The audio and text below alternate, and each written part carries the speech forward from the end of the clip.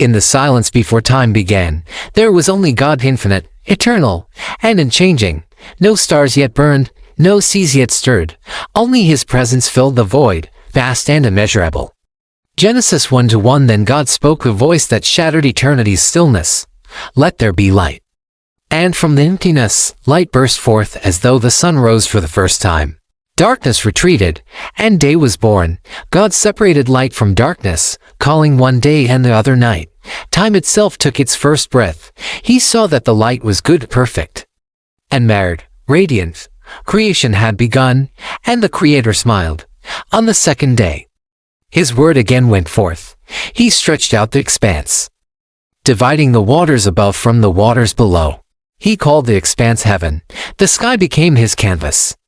Below, chaos still swirled the deep waters waiting for his command. God's Spirit hovered over the face of the waters, brooding with purpose. Genesis 1:2. On the third day, the waters obeyed.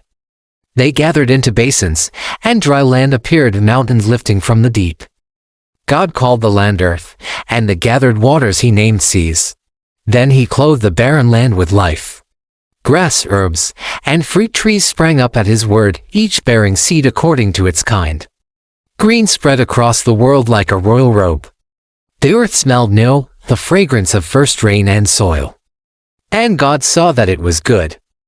On the fourth day, he turned to the heavens. He hung the sun in the sky to rule the day and the moon to rule the night. Stars were scattered like diamonds, too many to count. Psalm 33:6. The heavens began to sing the silent symphony of light and movement. Each star found its place, guided by divine order. The fifth day dawned, and the waters came alive. God filled the seas with creatures, some vast as mountains, some tiny and swift. He filled the skies with birds of every shape and song. The deep roared, the air fluttered, and the world began to move. Life, glorious and abundant, pulsed everywhere. Be fruitful and multiply, God said to them. And they filled the sea and sky with endless motion. Then came the sixth day, the day of the beasts. God formed every living creature that walks, crawls, or roams upon the earth. Each moved according to its kind, and the world trembled with life. From the tiniest ant to the strongest lion, each bore the stamp of divine design. All was ready, yet something was missing. The Creator paused, as if considering the final stroke of his masterpiece. Then he spoke words never heard before. Let us make man in our image, Genesis 1:26. From the dust he would soon shape life unlike any before him, but not yet. The universe held its breath for what was coming. The sun began to set on the sixth day, painting the sky in fire and gold. All that God made was perfect, harmonious, and alive. And God saw everything that he had made, and behold, it was very good. Genesis 1:31. The first week of creation was complete, and peace covered the world like dawn's first light. As the seventh day approached, the Creator rested not from fatigue, but from fulfillment. His work was complete, and the stage was set for the arrival of mankind. The heavens were silent again, waiting for the next word. But this time, God did not simply speak, he stooped down. From the dust of the ground, he began to form something sacred. Grain by grain, the shape of a man took form: a head, hands, heart. Every detail is crafted with intention, like an artist sculpting his own reflection. Then God leaned close. From his own breath came life. Warm, living breath that filled the man's nostrils. Adam opened his eyes, Genesis 2:7. Light danced in those first human eyes as they met their Maker's gaze. The first heartbeat of humanity echoed in a world still new. Adam inhaled deeply, tasting air that had never known decay. He was alive not by chance, but by divine design. Job 33:2. For God smiled at his creation, the only one made in his image. Unlike the beasts, Adam carried eternity in his soul. But man was not made to wander aimlessly. God prepared a home, not just land, but a paradise of beauty and balance. In the east, God planted a garden Eden, meaning delight. Every tree that was pleasant to the sight and good for food grew there. Genesis 2:8-9. Rivers flowed through its heart, dividing into four streams: Pishon, Gihon, Tigris, and Euphrates. Their waters sparkled with gold and precious stones. In the midst of the garden stood two mysterious trees, the tree of life and the tree of the knowledge of good and evil. Their branches reached toward heaven like symbols of destiny. God placed Adam in this garden, giving him both privilege and purpose. Keep it, tend it, he said. Stewardship was the first command. Every creature came before Adam, and he named them one by one: lion, dove, ox, serpent. Each name echoed authority, for God had crowned him ruler over the earth. Psalm 8-5-6. Yet even in paradise, Adam felt an ache he could not name. He was surrounded by life, yet alone in kind. God saw the loneliness before Adam could speak it. It is not good for the man to be alone, he said. So the Creator prepared one last miracle. Genesis 2:18. As Adam slept, God reached into his side and took one of his ribs. From it, he shaped another, softer, graceful, strong. When Adam awoke, he beheld her, the reflection of himself, yet wondrously different. Bone of my bones, flesh of my flesh, he said with awe. Genesis 2:23. The garden seemed to sing as the first man and woman stood side by side. They were naked, yet felt no shame. Innocence covered them like light. God blessed them, saying, "Be fruitful and multiply, fill the earth and subdue it." Together they bore his image, two in one harmony. Genesis 1:27-28. Days in Eden were timeless, laughter among trees, rivers glimmering under the sun. No sorrow, no fear. Only peace that breathed through every leaf. But even amid perfection, one boundary stood firm: "Of every tree of the garden you may freely eat," said the Lord. "But of the tree of the knowledge of good and evil, you shall not eat." Genesis 2:16-17. The words echoed through the garden, not as a threat, but as truth. Freedom was real only where obedience was chosen. Eden became the stage for love, trust, and the test of will. Heaven watched, for soon choice would rewrite creation's story.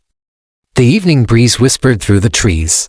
God walked with them in the cool of the day, divine presence woven into their daily life. Adam and Eve felt no fear. Their hearts were pure, and every heartbeat was worship. The world was still whole the way it was meant to be. But in the shadows of Eden, unseen eyes were watching and waiting. Morning light draped the Garden of Eden in gold. The air was calm, the rivers sang softly, and nothing seemed out of place. But unseen in the shade of the trees, something stirred, something ancient and cunning. Genesis 3:1. The serpent glided silently across the grass, its eyes glimmering with cold intelligence. Among all creatures, it was the most subtle, its voice the most persuasive. It had been chosen willingly or deceived to become the vessel of rebellion. This was no ordinary creature. Behind its gaze burned the malice of another, the fallen one, the adversary of God. Revelation 12:9. Lucifer, once radiant among angels, had turned his brilliance into pride, cast down from heaven. He sought to corrupt what God loved most, mankind, made in his image. He found his moment near the tree of the knowledge of good and evil. Its fruit glowed under the sunlight like forbidden treasure. And near it, Eve walked, her heart innocent but curious. The serpent spoke, its tone smooth as honey. Did God really say, "You must not eat from any tree in the garden"? The question slithered into her mind, twisting truth into doubt. Eve paused, startled not only by the voice but by the thought behind it. She answered, "We may eat the fruit of the trees, but God said, 'You must not eat from this one, nor touch it, or you will die.'" Her words were faithful yet uncertain. The serpent leaned closer, voice soft and poisonous. "You will not surely die," it whispered. Genesis 3:4. The words struck deep, a challenge not against man, but against the truth of God himself. A seed of doubt took root in her heart. The serpent's eyes gleamed. "For God knows that when you eat of it, your eyes will be opened, and you will be like God, knowing good and evil." Temptation now wore the mask of enlightenment. Eve looked again at the fruit. It was beautiful, pleasing to the eyes, desirable for wisdom. What harm could there be in knowing more? The serpent said nothing more. Its silence was a snare, allowing her imagination to finish the lie. 2 Corinthians 11:3. Around her, the garden was still. No thunder, no warning, just the faint whisper of wind through the leaves, as if creation itself waited. She reached toward the branch. Her hand trembled, not from fear, but from longing. One bite, and she would be as wise as God, or so she believed. The fruit felt smooth and cool in her palm. It pulsed faintly, like it contained some hidden life.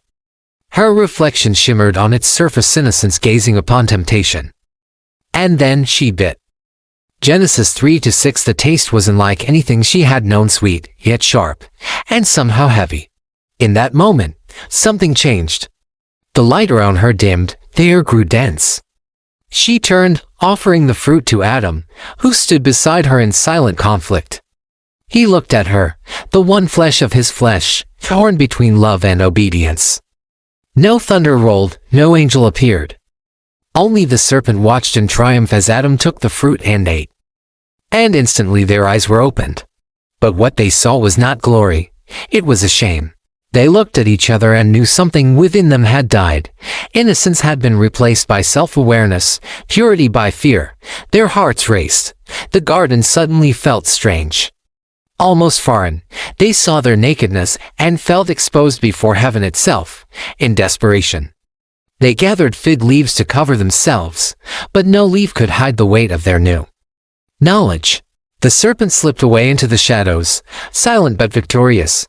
Its smile was unseen, but the echo of its deception would reverberate through all generations.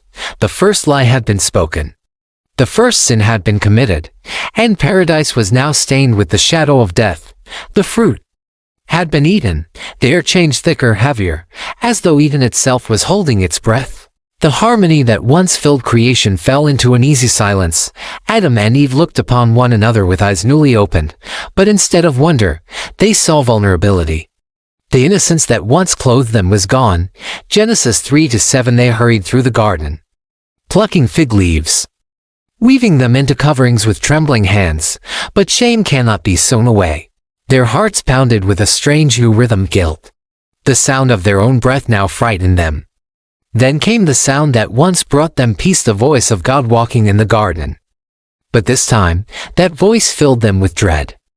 The Lord called out, gentle yet piercing, Adam, where are you? Genesis 3-9. It was not a question of location, but of separation. God knew where they were, but he wanted them to face where they had fallen.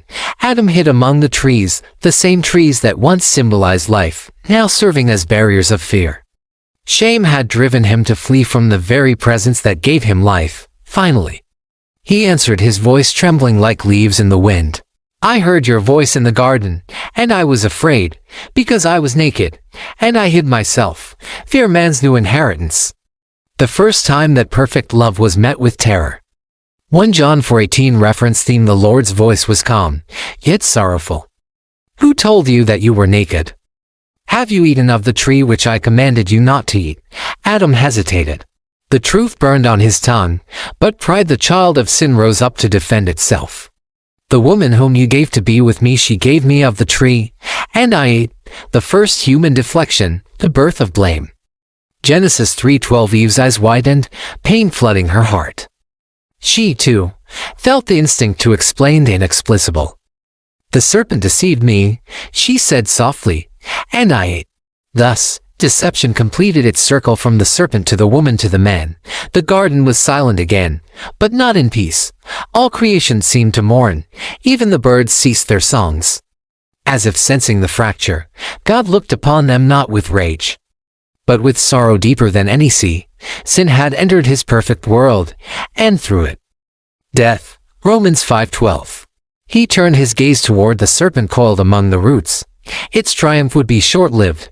For the same moment that man fell, redemption began to stir, though their eyes had been opened. Their vision was clouded. They saw what they had done, but not yet what it would cost. Eden, once their sanctuary, now felt like a mirror reflecting their rebellion.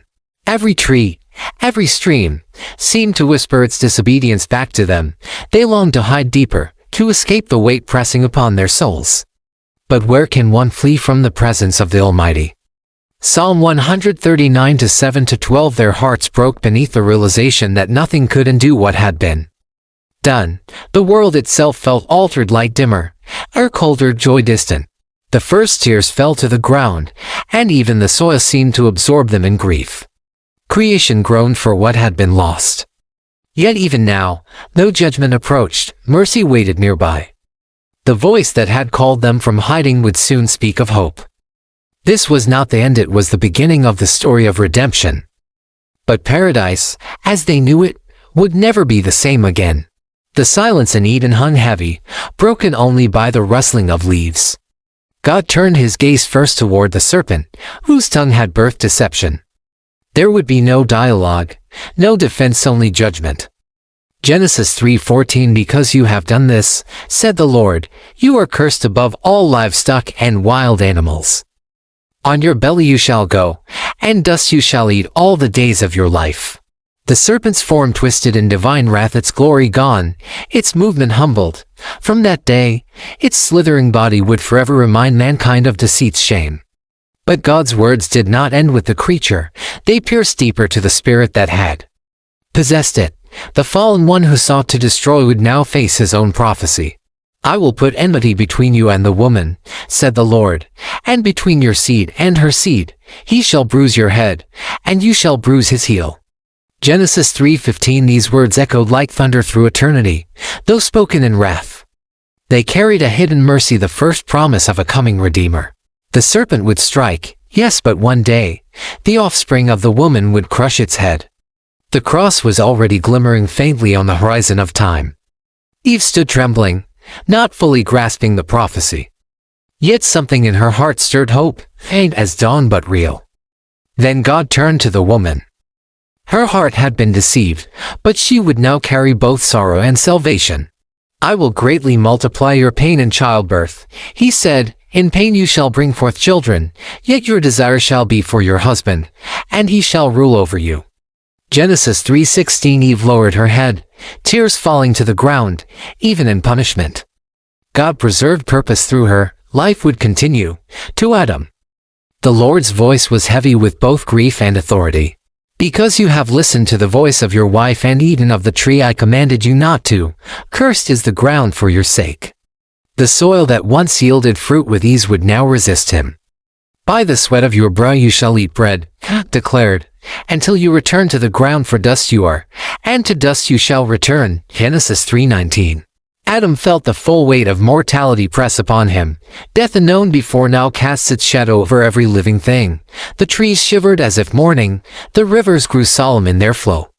Creation itself groaned under the curse, but hidden within the curse was a divine strategy. Through woman's pain and man's labor, redemption would one day bloom. Galatians 4:2-5. For in the fullness of time, the seed promised would come, born of a woman, born under the law, to redeem those under the curse. Even here, before exile, God was already writing the gospel in the dust of Eden. The serpent's laughter had faded, replaced by fear. He had won the garden, but lost eternity's war. The promise of his defeat was sealed in divine decree. Adam and Eve listened in silence. They had lost innocence, but not purpose. Their story would continue not as gods, but as vessels of grace and pain. The ground beneath their feet seemed to pulse with both curse and hope. They would toil, they would suffer, yet one day, a deliverer would rise. Perhaps they did not yet understand that God's justice was never without mercy. Every consequence carried a whisper of redemption. Though death had entered, it would not reign forever. A child would be born, and through his wounds, the curse would break. Isaiah 53:5 Eden would soon close behind them, but the story of salvation had already begun. The fall had opened the wound, the cross would one day heal it. And in that moment of judgment, heaven's first prophecy was sealed with divine authority. The seed of the woman will crush the serpent's head. Romans 16:20 Justice had spoken, mercy had whispered. And history would spend all its ages unraveling the promise born that day in the shadow of Eden. The air in Eden grew still, heavy with divine presence. Adam and Eve stood trembling, their hearts pierced with the knowledge of good and evil. They had seen God's face once without fear, now they dared not lift their eyes. Adam turned to Eve and, with a voice cracked by regret, gave her a name. He called her Eve, the mother of all living, for through her, life would continue. Genesis 3:20 It was a fragile hope that even from the ruins of disobedience, God would allow generations to rise. Sin had entered, but so had grace.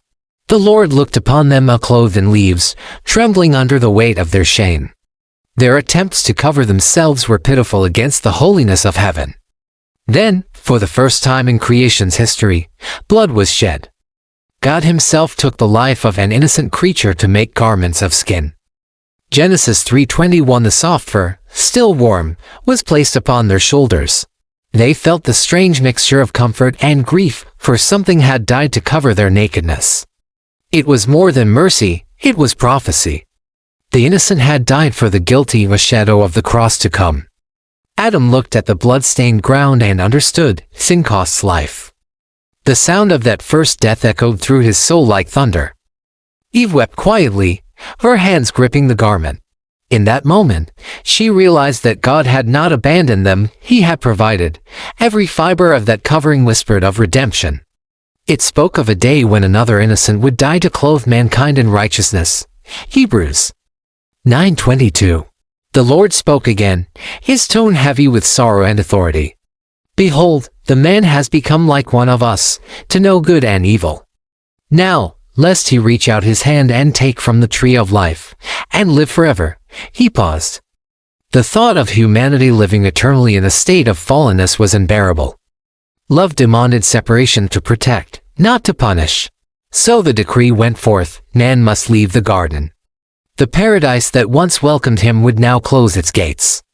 Genesis 3:23. Adam and Eve stood before the path that led eastward, their hearts heavy with loss. Behind them, the light of Eden shimmered one last time upon their faces. They stepped forward slowly, tearfully, leaving behind the place where they had walked with God. Every step was a reminder of what sin had cost. But even in exile, they were not abandoned. The garments of grace clung to their bodies, warm and enduring, a proof of divine mercy. At the garden's entrance, the Lord stationed cherubim, radiant, fearsome beings of fire. A flaming sword turned in every direction, guarding the way to the tree of life. Genesis 3:24. The sight was both terrifying and beautiful, a burning reminder that holiness must be protected. Eden was now heaven's fortress, sealed by divine flame. Adam turned back one last time. He saw the sword's light reflecting off the leaves, like tears upon the garden's face. He whispered, "Forgive us, Lord." No answer came, only the rustle of wind through trees that once sang in harmony. The age of innocence was gone, the age of redemption had begun. As they journeyed eastward, Eve felt life stirring within her. She did not yet know it, but the story of humanity, of kings and prophets, of nations and messiahs, had begun in her womb. God watched them go, his heart still yearning toward the children he had made. Mercy and judgment walked hand in hand that day. The blood upon the ground spoke louder than their shame. It whispered of a lamb slain from the foundation of the world. Revelation 13:8. The covering of skin was but a symbol of a promise that one day, another would come to take their place fully. The Lamb of God, who takes away the sin of the world. John 1:29. And so the gate closed, but the promise remained open. Eden was lost, yet redemption was already in motion. The first sacrifice had been made and history would never be the same. The sun rose over the eastern plains, shining upon soil turned by human hands. Adam and Eve now lived far from the garden's gates. Their days marked by toil and sweat, but even here, life found a way to bloom. Eve bore her first son and named him Cain, saying, "I have gotten a man with the help of the Lord." Genesis 4:1. In her joy was hope that perhaps this child would be the promised seed. Soon after, another son was born, Abel, gentle and thoughtful, a keeper of flocks. Cain worked the ground, Abel watched over the sheep. Two brothers, two paths, two destinies intertwined. The world beyond Eden was harsh but beautiful.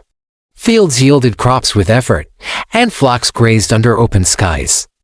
The sons of man were learning to live, to labor, and to worship. Scene 5. From the earliest days, Adam and Eve had taught them of the Lord of the garden, the command, and the promise. The fire of the cherubim still burned in their memories. When the time came, both brothers brought an offering to the Lord. Cain brought fruit from the ground, the result of his sweat and labor. Abel brought the firstborn of his flock, and their fat portions. Genesis 4:2-3 to 4. The smoke rose into the sky, one column lifted straight, the other wavered and fell. The Lord regarded Abel's offering, but not Cain's. Cain's heart burned with jealousy. He had offered from his hands, but not from his heart. Abel had offered both, a sacrifice born of faith and blood. Hebrews 11:2. For the difference was not in the substance but in the spirit. One sought acceptance, the other offered obedience. Cain's face fell. Dark thoughts whispered in his mind, the same whisper that once spoke to Eve. Why him and not you? But the Lord in mercy spoke again. Why are you angry? If you do well, will you not be accepted? But if you do not, sin is crouching at your door, its desire is for you, but you must rule over it. Genesis 4:6-7. Cain heard, but his heart was already closing. He walked away in silence, his steps heavy with resentment. One day, in the field, Cain called to his brother. Abel came trusting and suspecting, gentle as ever. The wind was still, the air hung heavy. Then, in a sudden burst of fury, Cain struck his brother to the ground. Abel's blood cried out from the earth. For the first time, human hands took a human life. The ground, already cursed, now drank the blood of innocence. Genesis 4:8-10. The Lord's voice thundered once more, not in Eden, but in the field. Cain, where is Abel, your brother? Cain lied. I do not know. Am I my brother's keeper? But the blood spoke louder than denial, louder than excuses. The voice of your brother's blood cries to me from the ground, said the Lord. Now you are cursed from the earth, which has opened its mouth to receive your brother's blood. Cain's pride shattered into fear. My punishment is greater than I can bear. You have driven me from the ground, and from your face I shall be hidden. Genesis 4:13-14. But even here, God's mercy did not end. The Lord placed a mark upon Cain, not of curse, but of protection. No one would take vengeance upon him. Cain walked east of Eden once more, a fugitive and a wanderer. He built a city, named it after his son, in an attempt to rebuild what he had lost. Adam and Eve mourned deeply for Abel, their hearts crushed beneath the weight of sin's consequence. Yet through tears, they also felt the stirrings of understanding. Death was not the end. Abel's blood cried for justice, but one day, another's blood would cry for mercy. 1 John 3:12. From this tragedy, the pattern of history was born, the contest between flesh and spirit, pride and obedience, sin and sacrifice, and though death reigned, a whisper of grace remained, for the wages of sin are death. But the gift of God is eternal life through Jesus Christ our Lord. Romans 6:23. The years after Abel's death were filled with silence. Adam's hands grew rough with age, Eve's eyes dimmed with grief. The laughter of their sons no longer echoed through the valley. But God's mercy had not ended with tragedy. One evening, Eve bore another son and named him Seth, saying, God has appointed for me another offspring instead of Abel, for Cain killed him. Genesis 4:25. Hope stirred once again in the hearts of Adam and Eve. Seth was not a replacement, but a continuation, the seed through which God's promise would live. Seth grew wise and reverent. He learned the stories of the garden from his father, and in his heart, he cherished the God his parents once walked beside. Soon, Seth became a father. He named his son Enosh, and in his days, something remarkable happened. For the first time, men began to call upon the name of the Lord. Genesis 4:26. Amid a growing world of violence and idolatry, a new flame was lit. People gathered to pray, to worship, to remember the God who had not abandoned them. From that flame, faith began to spread quietly across generations. Even as the world darkened, a lineage of light began to emerge. Adam lived to see the line of Seth take root. He saw grandchildren and great-grandchildren, men who still spoke the name of the Lord with reverence. Perhaps, in his old age, he began to glimpse redemption's faint horizon. He often sat beneath the fading sun, telling his descendants of Eden, of the trees, the river, the glory they had lost, and the promise that still remained. He would tell them of the voice in the garden, the serpent's deceit, and the words of hope, the seed of the woman shall crush the serpent's head. Generations passed. Men built cities, learned crafts, and composed songs, but the shadow of sin remained, yet the righteous line continued. Adam to Seth, Seth to Enosh, Enosh to Kenan, and onward. Each name carried a legacy not of perfection, but of perseverance. They lived, labored, and died in faith that one day the curse would be broken. The descendants of Cain filled the earth with pride and violence, but the line of Seth sought the favor of God. Two streams flowed through history: rebellion and redemption. From this line would one day come Noah, then Abraham, then David, and at last, the promised seed himself, Jesus, the Christ. Luke 3:38. God's plan had never faltered. Even when man fell, the divine thread of purpose wove silently through generations. Adam lived 930 years before he died, the first man to taste both paradise and the grave.